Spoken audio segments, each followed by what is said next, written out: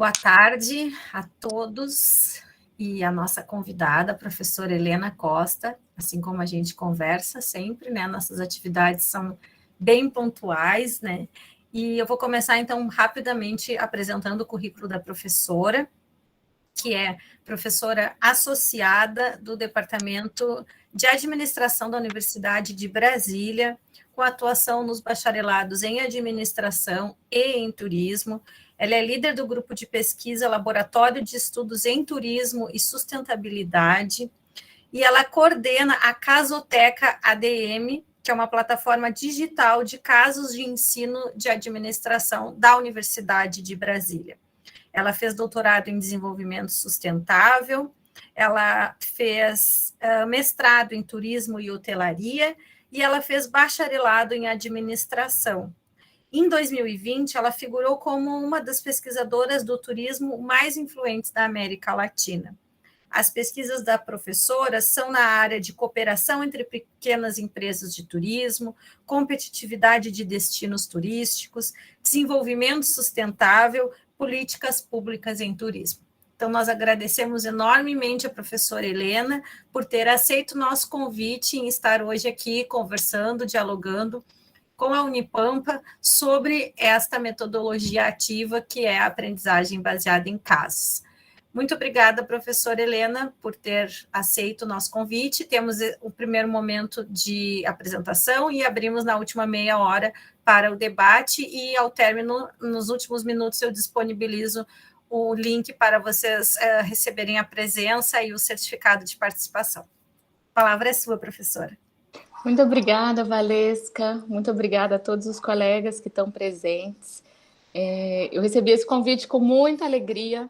Eu fiquei muito feliz porque a gente trabalha aqui na Casoteca e é um projeto que a gente tem desenvolvido desde 2018 e vai ser muito boa essa conversa para a gente compartilhar um pouco mais sobre isso. Então, muito obrigada pela oportunidade, parabéns pela iniciativa. Podemos, então, começar com a apresentação? Então, Sim. Vamos em frente. Como eu estava falando aqui para a Valesca, para a Catiúcia, que já estavam aqui, o Meets não me permite apresentar os slides e ver vocês ao mesmo tempo, né? Eu adoraria vê-los, acho que é muito mais interessante.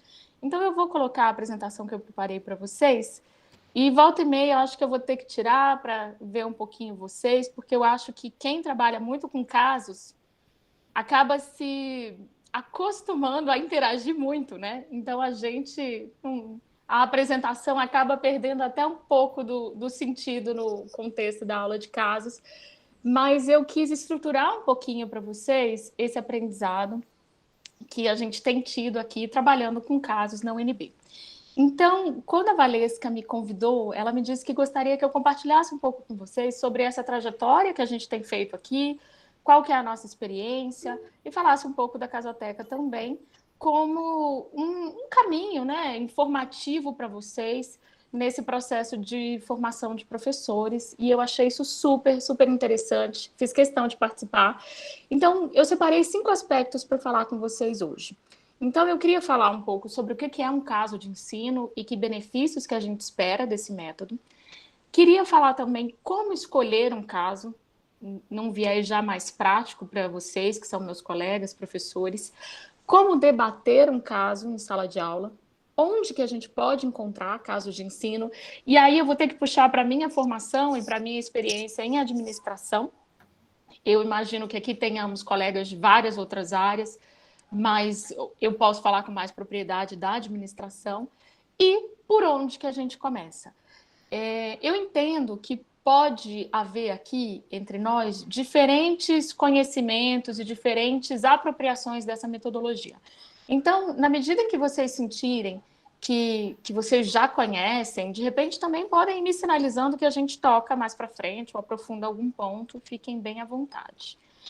Eu queria contar para vocês, primeiro, de onde é que começou isso tudo. Eu sou professora da UNB, concursada do Departamento de Administração desde 2009. E eu passei uns 3 anos dando aula e começou a me gerar um certo incômodo que as nossas aulas eram muito expositivas. E aquilo já não fazia muito sentido para mim e eu acho que já não fazia muito sentido para os estudantes. Então, em 2012, então já se vão 10 anos, né?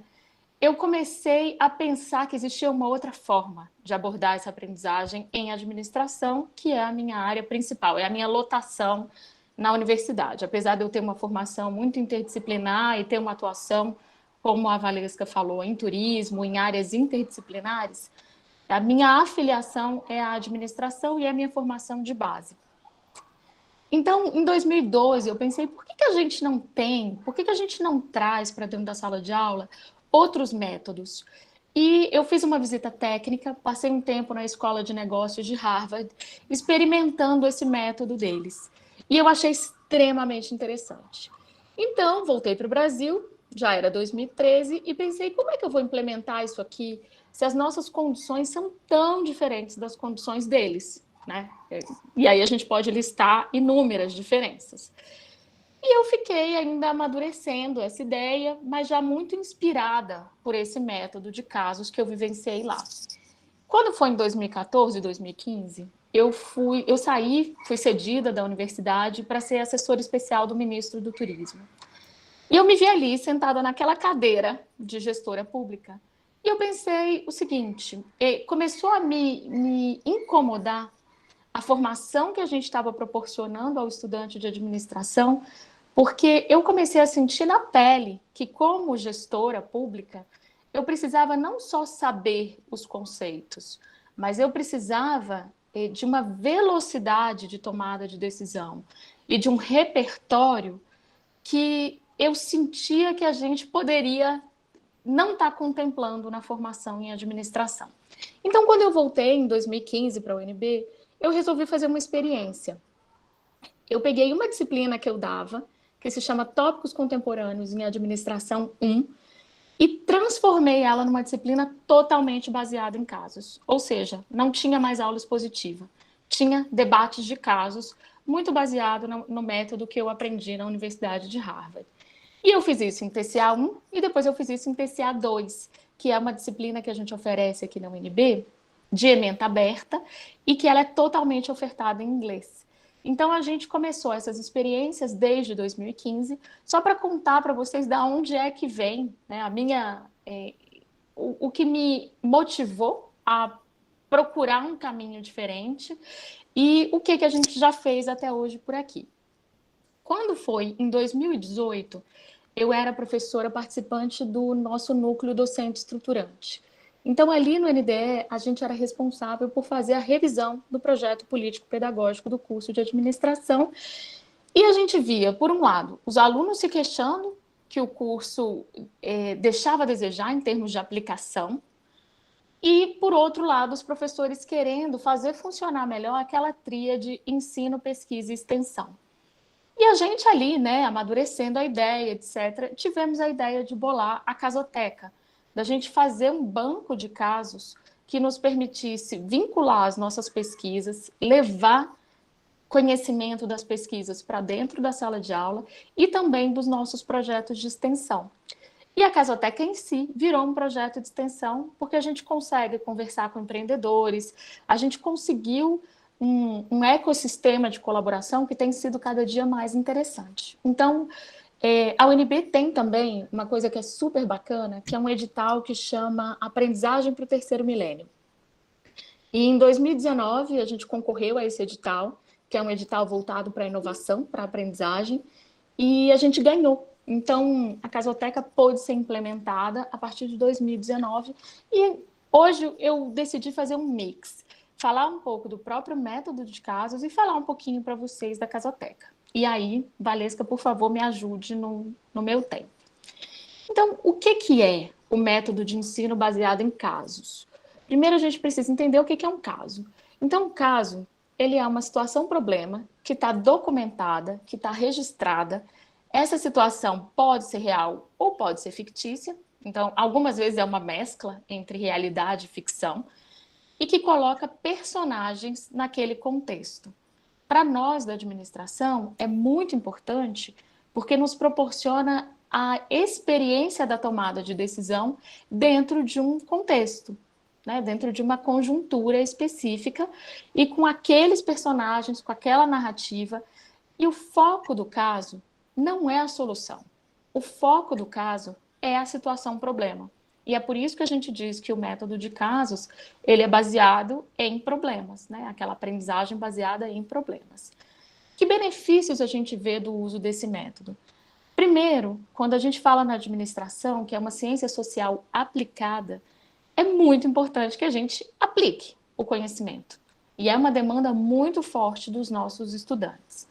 A gente também percebeu que esse método nos permite desenvolver competências, habilidades em dois caminhos.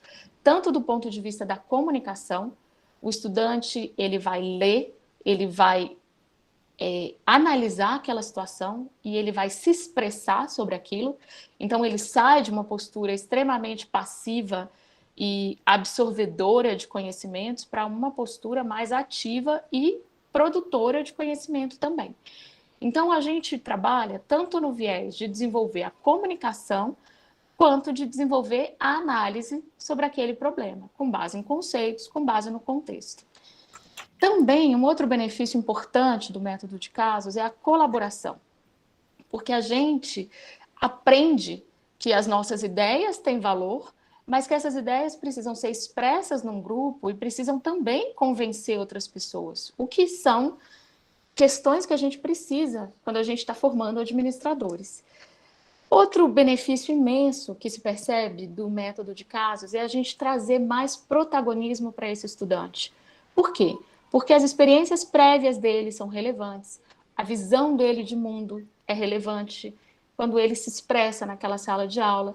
Então, tudo isso vai tornando o estudante mais protagonista do seu processo de aprendizagem e, como eu tinha dito antes, é importante que ele treine tomar decisão. Como a gente estuda em vários livros de tomada de decisão, se aprende a tomar decisão tomando decisão, errando e acertando. Então, compor esse repertório era algo muito importante para a gente. O que não é um caso? Eu acho que é importante a gente falar disso também. Um caso não é só um exemplo, porque os exemplos, normalmente, eles são enviesados para o lado positivo, né? A gente traz um exemplo que ele tende a ser mais linear, menos complexo. Então, um caso não é só um exemplo. Um caso não busca resposta certa versus resposta errada. Ele busca possibilidades de análise daquela situação e respostas que façam sentido baseado em evidências que você encontrou naquele caso. Uma das coisas que eu mais gosto, que vem desse livro do professor Elliott, que é um handbook de Harvard para o uso do método de casos, ele diz o seguinte: qual que é a grande diferença entre um método tradicional e o método de casos? No método tradicional, que a gente tem as aulas expositivas, a gente espera ir para a aula e receber um conhecimento. E no método de casos, a gente entende que a gente está indo para aquele encontro para produzir esse conhecimento, para fazer esse conhecimento em conjunto com os nossos pares. E ele tem uma ideia que eu acho muito bacana de trabalhar, inclusive com os alunos, que o método de casos traz um grande desconforto. Ele chega a ser desconfortável para todo mundo que está ali, para o professor, para os estudantes, porque ele nos expõe a riscos. A gente precisa assumir as nossas posições, compartilhar, falar, negociar, concordar, discordar, com naturalidade. Então, esse desconforto, ele é um elemento importante da aula de casos. E por que há desconforto? Porque há uma predisposição a assumir riscos. E isso faz muita diferença nessa aplicação do método. Eu acho que não dá para a gente falar do método de casos sem trazer o estudante para o centro da nossa atenção. Então, eu trouxe para vocês algumas evidências que a gente tem acumulado. A gente fez uma pesquisa em 2021, um estudante do nosso curso fez a pesquisa com outros estudantes, então tivemos 184 respondentes. E quando a gente foi perguntar para os nossos estudantes como é que eles percebiam essa experiência com o uso de casos em sala de aula, a gente teve uma resposta muito positiva. Então, uma visão extremamente positiva por parte deles, alguns sentimentos que fazem muito sentido para a gente, nos motivam muito. Eles se diziam animados quando eles iam para a aula de casos e se diziam satisfeitos. Eram os principais sentimentos que eles reportavam após uma aula de casos. E foi muito interessante também quando a gente perguntou quais eram as competências que eles desenvolviam com o uso dos casos, e são essas 3 que eu listei aqui. Então, em primeiro lugar, eles percebem que eles aprenderam mais sobre resolução de problemas. Em segundo lugar, sobre tomada de decisão. Em terceiro lugar, eles desenvolveram um pensamento mais analítico e mais inovador. Outro elemento muito interessante é que eles viam que o que eles estavam aprendendo e desenvolvendo em sala de aula com o uso do método de casos servia para eles em atividades extra-classe, como nos estágios, na empresa júnior. E isso também é uma evidência que nos animou muito a seguir nessa linha do método de casos. Então, eu queria falar um pouquinho para vocês como é que a gente escolhe um caso. Se você quer implementar esse método, como é que a gente escolhe? O que a gente já aprendeu nesse caminho? E a gente precisa primeiro saber qual é o conteúdo, qual é o nível, quais são os seus objetivos de aprendizagem, para que você possa trazer um caso que seja realmente interessante. Então, um caso interessante é o quê? Um caso que tenha perguntas instigantes, que não seja básico, que não seja banal, que não infantilize aquele estudante, e sim que o desafie com um contexto muito rico, tanto situe no tempo quanto situe aquela organização. Um bom caso, surpreendentemente, ele também tem ambiguidades, ele tem ruídos, assim como a vida real. Então, ele não é uma situação modelo, ele é uma situação problema. E vem junto com isso incertezas, porque todas essas camadas vão adicionando a complexidade, que é a complexidade da tomada de decisão na realidade. Outro aspecto que eu acho importante a gente falar, como é que a gente debate um caso em sala de aula? Existem 3 P's que o professor Elliott fala que são interessantes. A gente precisa entender que é preciso uma preparação daqueles participantes, tanto do professor quanto dos estudantes. É importante a presença, então uma presença ativa ali na sala de aula, que também traz junto uma participação. E eu tenho desenvolvido aqui na UNB 5 momentos básicos numa aula de casos. Primeiro, a gente faz um nivelamento, o que as pessoas compreenderam daquele caso, então aspectos básicos, sobre o que aquele caso fala. Depois a gente reconhece o problema do caso, então que problema estamos debatendo aqui nessa aula. A gente traz conexões com experiências prévias. Então, para dar um exemplo para vocês, hoje de manhã eu dei uma aula que era um caso sobre o Airbnb, a plataforma de acomodação. E a primeira coisa que eu faço com eles é estabelecer e trazer o relato deles sobre como eles já interagiram com essa empresa. Eles já tiveram alguma experiência? Eles já usaram esse serviço? Então, isso tudo vai fazendo o estudante construir conexões com conhecimentos prévios que ele tem, com conhecimentos novos que ele está adquirindo ali naquele debate. A gente faz uma discussão baseada em perguntas, então eu vou mediando e vou fazendo mais perguntas, e a gente vai trazendo convergências e divergências, quem pensa semelhante, quem pensa o contrário, quem gostaria de adicionar alguma coisa, e ao final tem um fechamento que é super importante. Esse fechamento, ele não é uma resposta. Ah, então façamos assim, então façamos assado. Ele é um apanhado dos elementos que ajudam esses estudantes a construir o conhecimento que eu planejei lá atrás. Então, os conceitos principais, as aplicações, as complexidades, tudo a gente traz de volta nesse fechamento. As atividades são super variadas, então cada caso acaba tendo uma dinâmica própria. Pode ser em grupo, pode ter plenárias, pode ter simulações, pode ter jogos, pode ter visita técnica junto com um caso que foi lido. Então, se vocês quiserem falar mais disso, eu acho que no debate a gente pode falar um pouquinho mais. Estou indo rápido, tá tudo bem? Como eu não vejo vocês, eu Tá não tudo sei. bem, Tá tudo tudo bem? ótimo, Posso tudo bem. seguir? Então, aí, essa era a nossa experiência. Muito bem, obrigada. E fomos para o ensino remoto. Essa foi minha cara, igual esse pinguim. assim, como é que eu levo isso para o ensino remoto? Como é que eu faço essa dinamicidade, toda essa energia que existe numa aula de casos, todo esse engajamento num ambiente remoto? Eu não vou me aprofundar nisso, porque eu acho que a gente também já voltou para o presencial, aqui a gente já voltou, imagino que vocês tenham voltado, mas o que eu queria dizer disso aqui? É que eu sabia que a minha situação não seria essa. Essa é uma sala de aula de casos 360 graus na Universidade de Harvard, que eles montaram durante a pandemia para trazer o melhor, a melhor possibilidade possível, né, de um ensino remoto com casos. Câmera, som, luz, 360 graus e tal. Eu sabia que a minha vida não seria assim numa universidade pública brasileira. Imagino que a de vocês também não seja. A minha realidade era mais parecida com isso. Teams, um monte de câmeras fechadas, poucos alunos aparecendo, muita dificuldade de engajamento, mas também muitos testes e muitos aprendizados. O que eu queria dizer para vocês foi que ir para o remoto hoje me fez voltar para o presencial de uma forma muito diferente e com alguns aprendizados. Entre eles, é melhor ter menos casos e mais tempo para debater e construir cada caso com os alunos, e que a gente precisa de níveis de construção. Um nível individual, um nível em duplas, em trios, a depender do tamanho da turma, e um nível coletivo.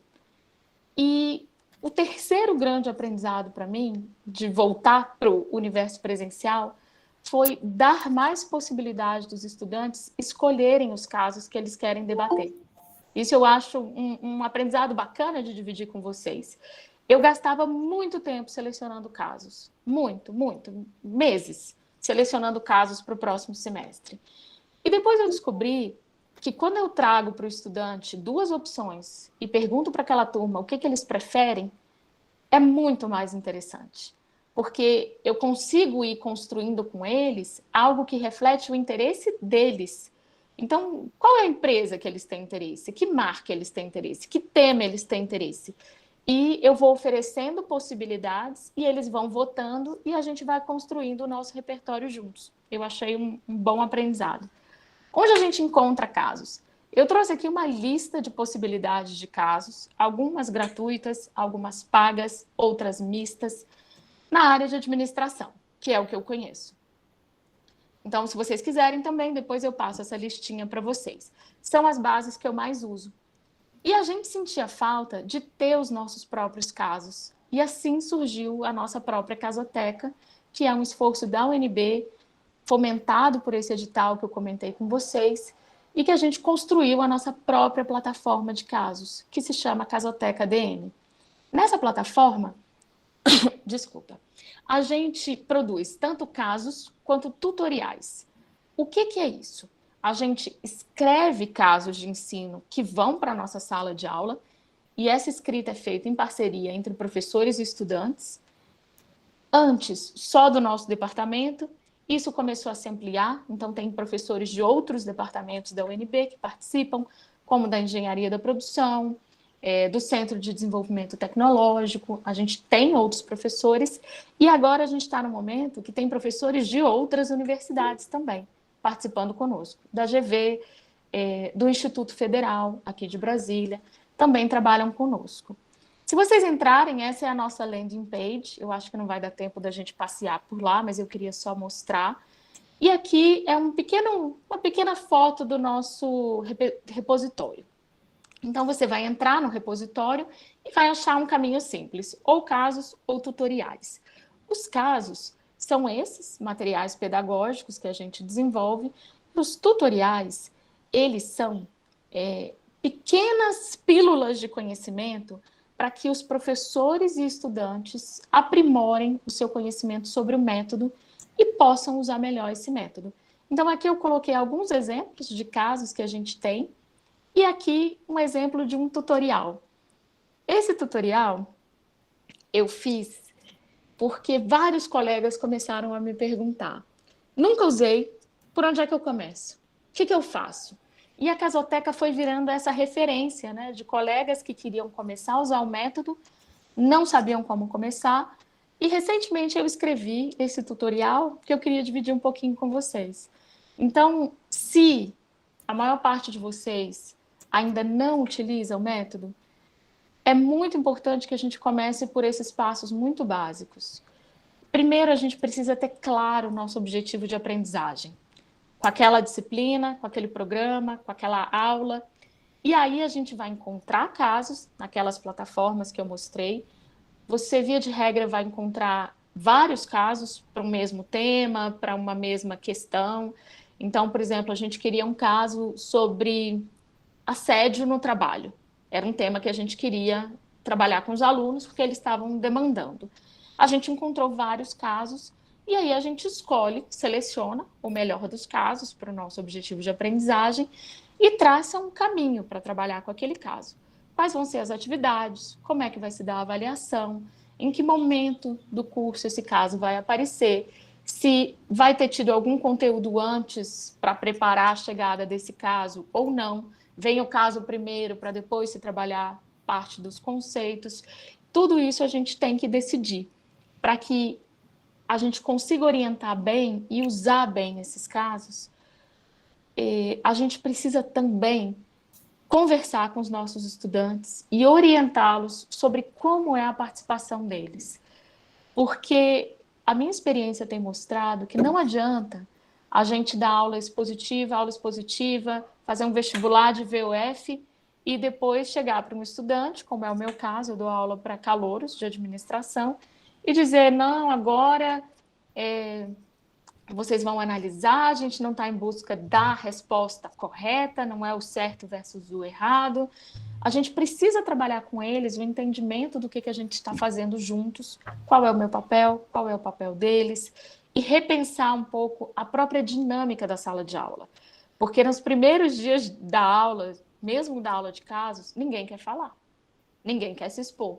E na medida em que a gente vai avançando, é impressionante como as pessoas começam a brigar para falar. Ah, eu quero falar, eu também quero, eu penso diferente. Ah, eu quero me inscrever. E a gente vai criando uma dinâmica que é deliciosa na sala, seja ela virtual, seja ela presencial. Depois que a gente orientou as pessoas, sabe qual é o caso, é importante planejar os detalhes da aula. Como é que isso vai se desdobrar? Quais são as etapas? O que eu vou fazer? Qual é a atividade que vai acontecer ali? O momento de abertura, o momento de desenvolvimento e o momento de fechamento. Porque se a gente também não faz esse fechamento, gera uma certa angústia nos estudantes de que as coisas não estão ficando conectadas para eles. Então, eu acho importante a gente planejar esses detalhes. Para quem quiser saber um pouquinho mais, tem esse tutorial lá no nosso site. Eu vou escrever aqui no chat já o site para vocês poderem visitar.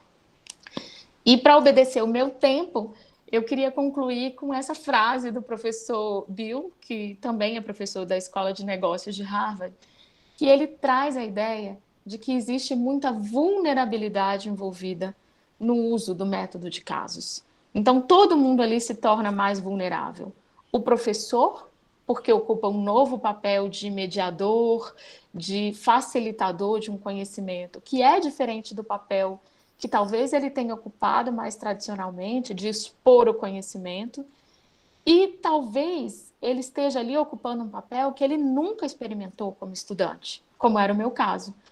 Então, eu acho bacana a gente olhar para essa questão que todos ali estão mais vulneráveis. Mesmo professores muito experientes em sala de aula, quando decidem usar esse método no começo, se sentem mais vulneráveis. Então, eu queria trazer essa ideia da vulnerabilidade para a gente pensar que todos ali estão se abrindo para assumir mais risco, mas que isso é, inclusive, talvez um motivador para que a gente siga nesse caminho e conquiste novas formas de interagir, de se relacionar com a aprendizagem que a gente está propondo. Então, era isso que eu queria apresentar para vocês. Agradeço a possibilidade e acho que será ótima a nossa conversa. Muito obrigada, professora. Agora, então, a gente tem uma meia horinha aí para perguntas, para esclarecimentos sobre a metodologia. A gente está gravando, né? A ideia é que essa palestra vá para o YouTube do nosso campus, aqui do Campus Bagé. Então, se alguém quiser fazer pergunta só pelo chat, também pode fazer. Se quiser aparecer no vídeo também, né? Fique à vontade. Enquanto o pessoal está aí pensando, eu vou fazer a minha pergunta, então. Professora, a gente estudou várias metodologias ativas na disciplina que eu ministro no mestrado, e aí muitos dos questionamentos, né, dos alunos eram em relação às diferenças entre a aprendizagem baseada em casos e a aprendizagem baseada em problemas. Então, não sei se a senhora gostaria de fazer algum comentário a respeito disso.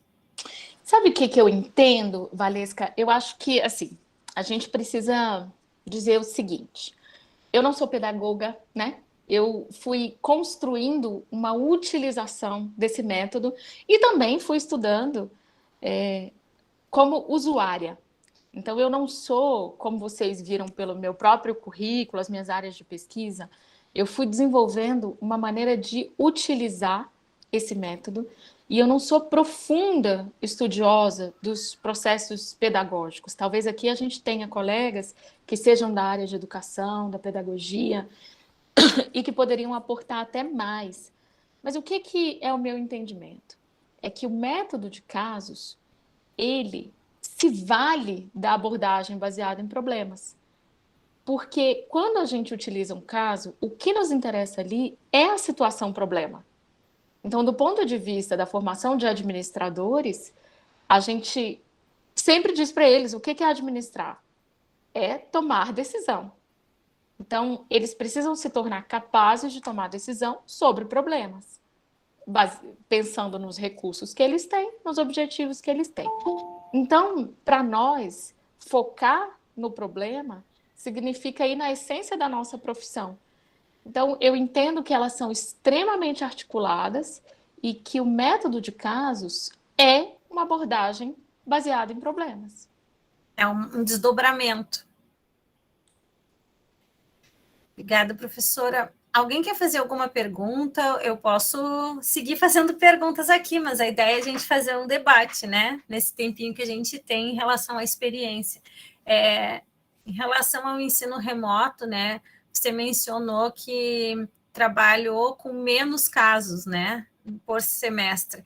Então, assim, a opção metodológica é dar conta de toda a disciplina com essa metodologia, sempre. Essa é a preferência.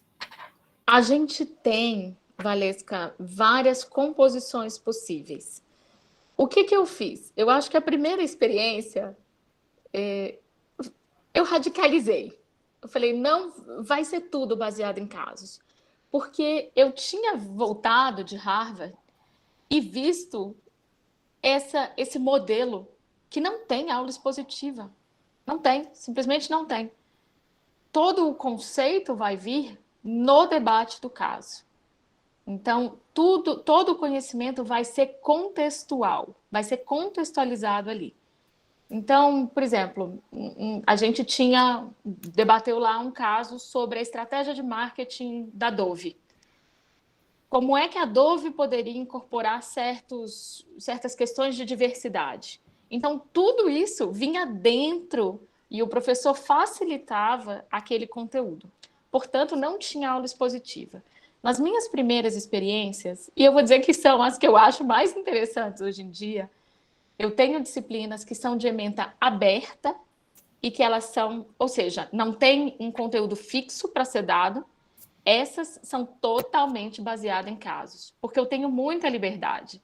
Se os estudantes me dizem ou indicam para mim que eles têm muito interesse, por exemplo, no setor aéreo, eu posso ir aprofundando com eles questões de logística, de produção, de marketing, só do setor aéreo. É uma possibilidade que eu tenho. Em ementa aberta eu posso fazer isso e faço. Eu tenho 2 disciplinas que são assim. Porém, essa não é a realidade de todo o curso. Então, em disciplinas que têm ementas programadas, o que a gente faz? A gente utiliza casos ou para reforçar conceitos, ou para abrir os conceitos, ou para contextualizar os conceitos, mas a gente mescla com aulas expositivas também. Então, a gente tem os dois modelos aqui.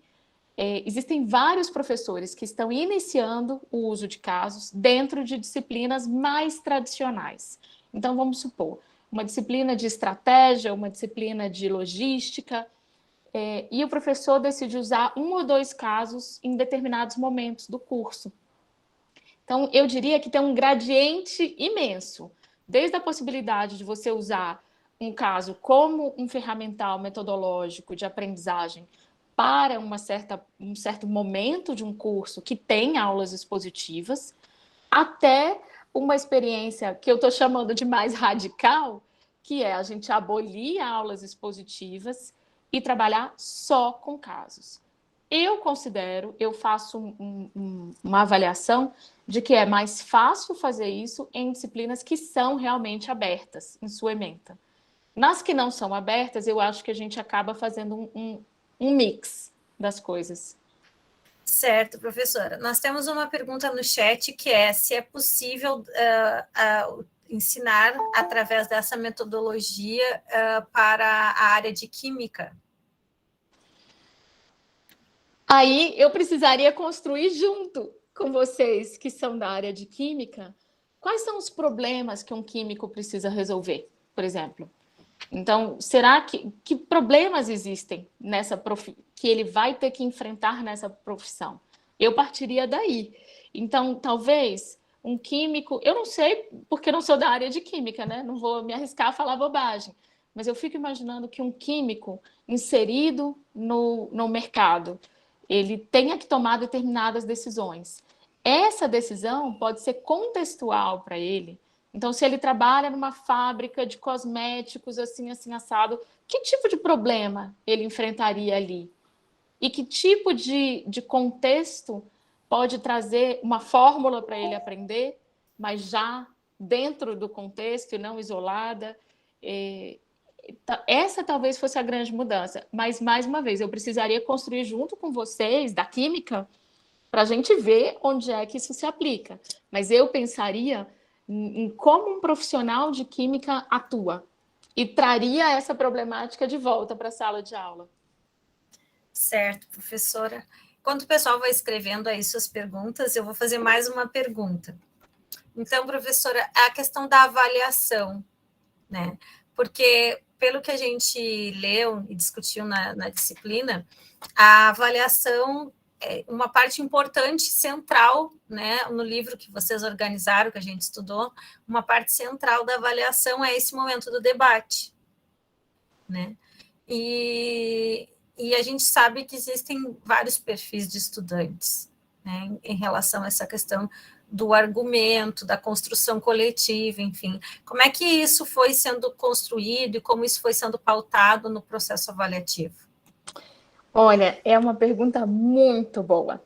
Eu até hoje, antes da palestra, eu tinha 6 pontos ali.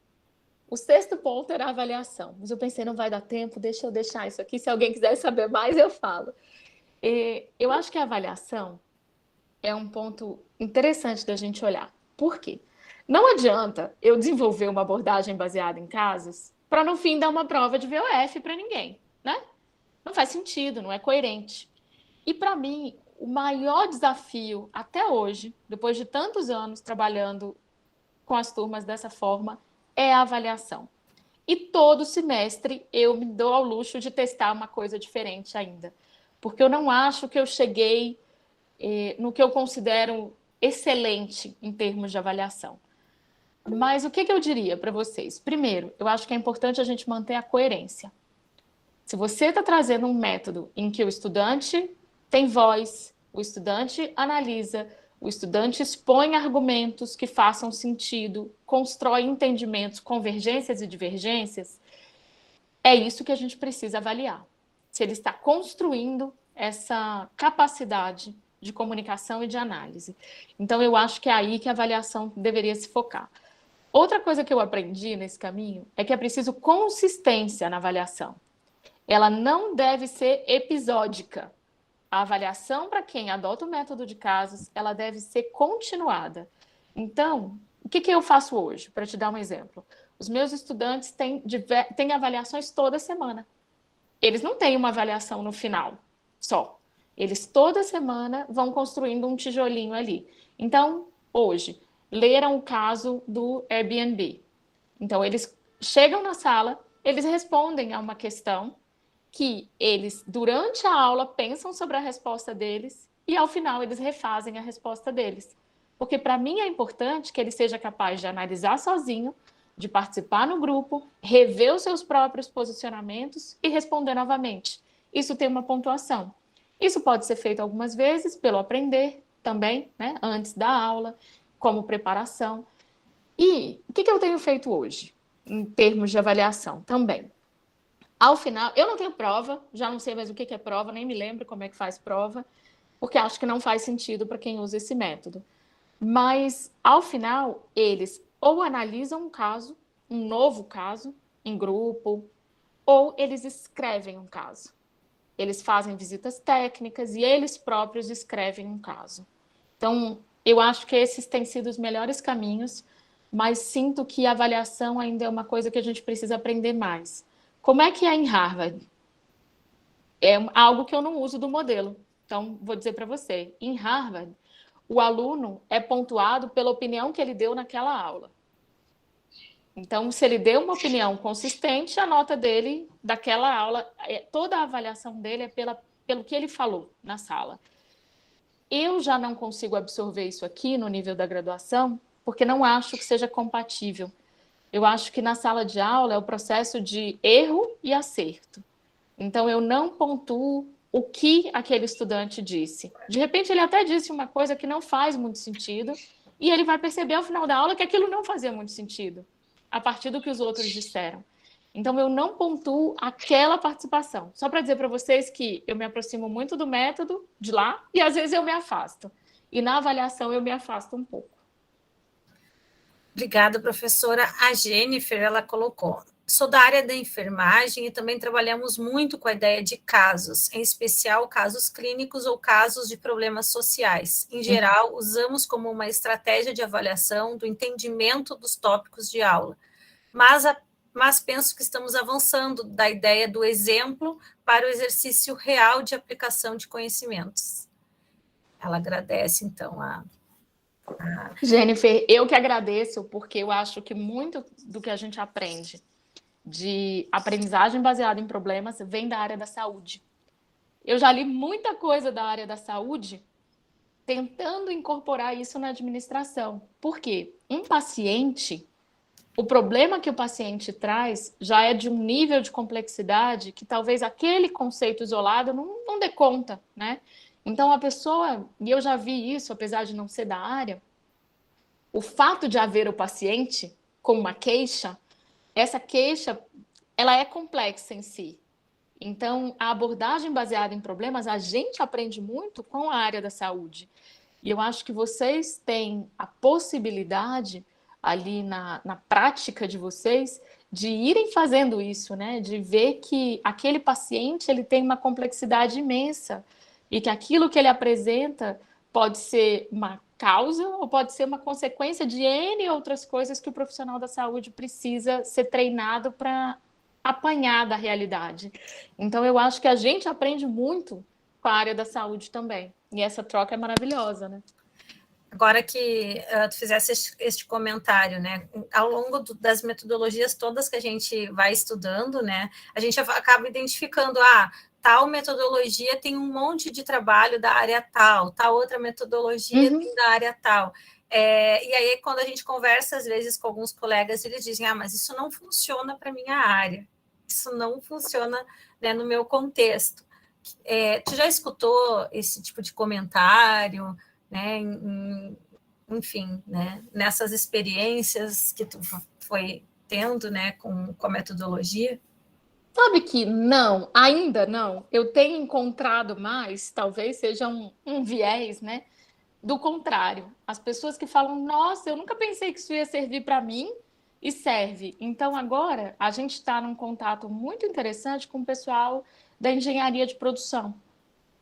E tem um professor que está muito motivado para construir casos para os estudantes deles, para que seja mais situado no contexto profissional que eles vão atuar.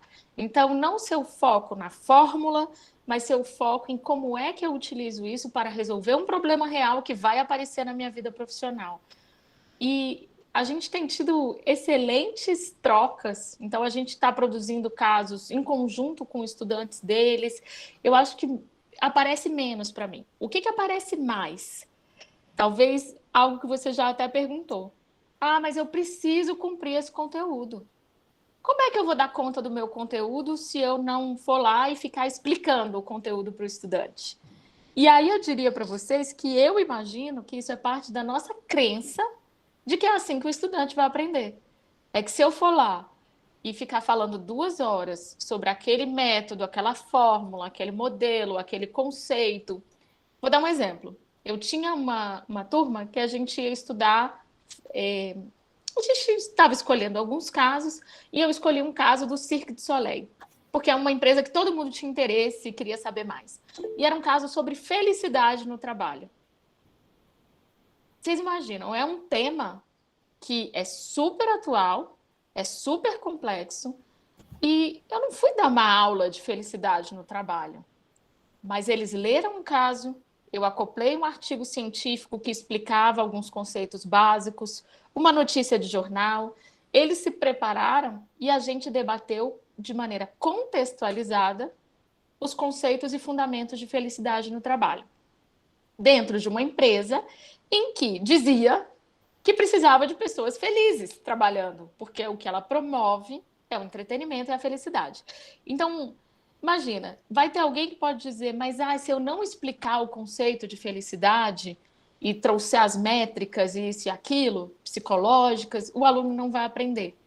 Eu já acho que ele vai aprender. Ele pode aprender de uma maneira diferente e ele vai ser provocado de uma maneira diferente. Mas ao final da aula, foram os alunos que me disseram o que era felicidade no trabalho. Então, quais são os elementos de felicidade? O que a gente poderia aferir para chegar à conclusão se existe ou não existe isso aqui? Então, entende? Eu acho que tem gente que carrega a angústia de que se não explicar, o aluno não vai entender. Se a gente trouxer elementos que façam sentido, eles podem construir o entendimento junto conosco e chegar ao fim da aula com esse entendimento sendo sedimentado. Então, eu acho que eu escuto mais a inquietação do professor que diz, não, eu não posso, porque senão, se eu não explicar isso aqui, o meu aluno não vai entender, não vai aprender. Eu acho que a gente tem que olhar para isso com... claro que pode ter uma questão de áreas, mas talvez a gente tenha que olhar com um pouco mais de autocrítica, né? Será mesmo que tem que ser assim? Professora, aqui a gente tem um comentário de uma professora da área da física, né? Ela comentou, então, estou aqui pensando qual que é o problema que um físico tem que resolver na vida profissional, qual seria o conteúdo da graduação que se encaixaria nesse futuro problema, né? Então... Eu topo pensar junto. Topo pensar junto, porque realmente, quando eu falo do ponto de vista da administração, que é uma ciência social aplicada, eu já tenho essa facilidade, né? Tudo que a gente faz já é no contexto de aplicação. Então, em ciências que a gente chama, né, de mais puras, talvez, o desafio seja maior. Eu topo sentar junto e a gente encontrar o que poderia ser, né? O que faz sentido. Sim, sim, exato. Professora, eu não sei se mais alguém tem alguma pergunta. Eu coloquei aqui já no chat o link para os certificados. Então, eu gostaria assim que a senhora fizesse assim um fechamento e um convite, assim, né, para que os professores, para que os futuros professores se motivem e que de alguma maneira experimentem, né? Porque com certeza eu imagino que lá quando tu começaste, tu não tinha toda a bagagem, obviamente, e cada experiência, cada semestre vai sendo algo diferente, né? Imagino que é assim para qualquer metodologia que a gente adota, que sai do lugar comum. Então, que mensagem assim, né? Tu poderias deixar para os professores e para os futuros professores que estão aqui? Muito obrigada pela pergunta. Me dá a oportunidade de dizer que agora o que eu gostaria de fazer era abrir as câmeras, abrir o debate, saber da área de cada um e que a gente pudesse construir isso junto, porque eu acho que é aí que começa a fazer sentido, né? Mas é muito bom poder abrir esse debate com vocês e poder fazer as conversas futuras para quem assim achar que a gente pode ajudar, humildemente, né? Porque não compreendemos de todas as áreas.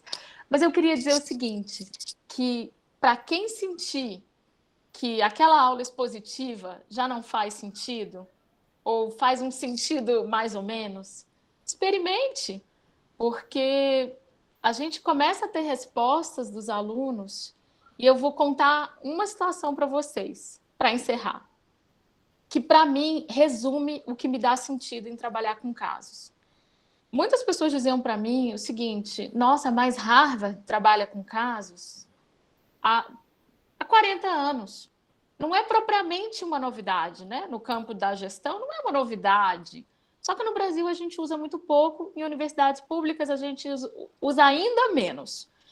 E eu ficava pensando, mas por que isso, gente? A gente pode tentar usar, mas vou dizer para vocês, eu usei morrendo de medo. E se os alunos falassem que não tem conteúdo? E se os alunos dissessem que não aprenderam nada? E se os meus colegas dissessem que o que eu estou fazendo é uma maluquice danada?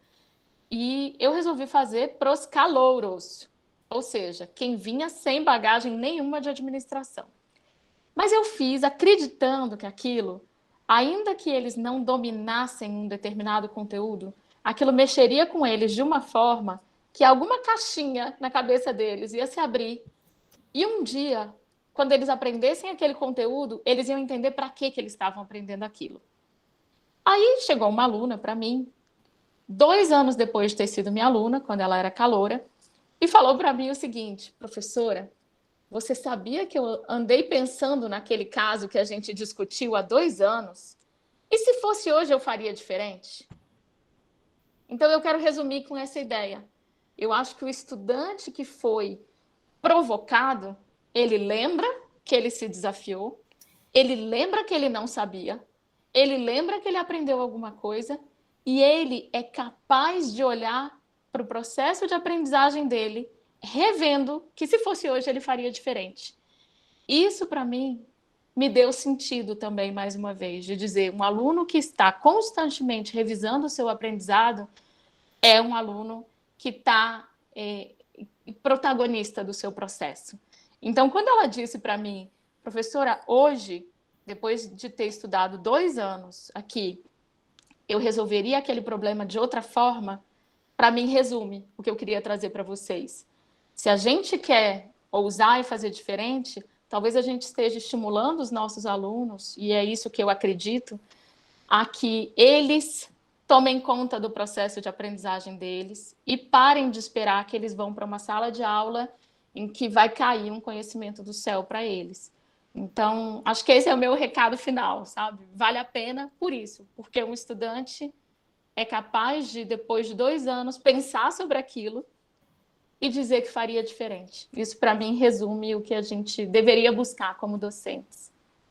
Muito obrigada, Helena. Aqui a gente tem alguns comentários no chat felicitando e dizendo que foi um momento de refletir e que se mostraram interessadas no desenvolvimento da metodologia, provocadas, né, em desenvolver a metodologia nas suas experiências.